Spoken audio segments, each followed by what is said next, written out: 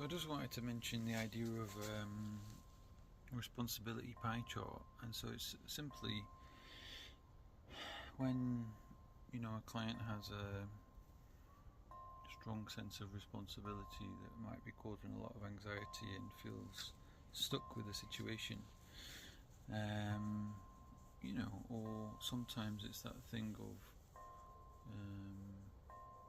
it can sometimes be helpful in things like OCD as well, where people feel very responsible for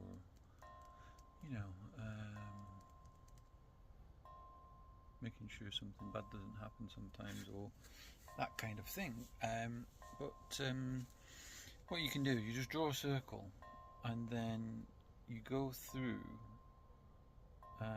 You start with everyone else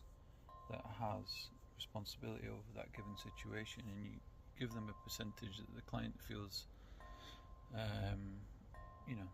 that they have for the situation, and you start to fill it up, and you get as many people or things in there as possible.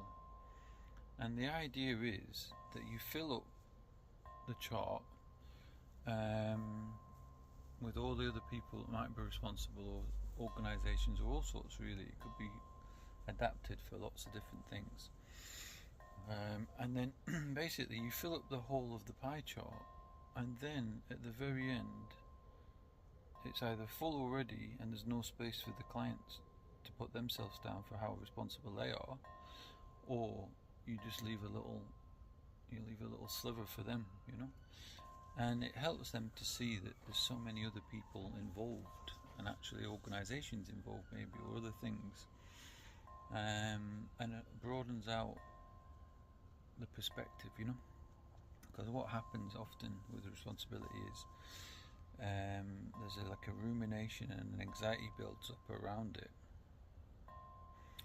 and it, as often with anxiety type difficulties, it kind of gets out of proportion, and so responsibility pie chart. I might get myself a whiteboard and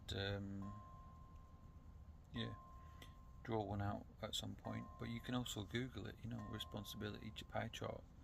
have a wee look, have a play around with it yourself, maybe, if you could find that useful. Alright, have a good one.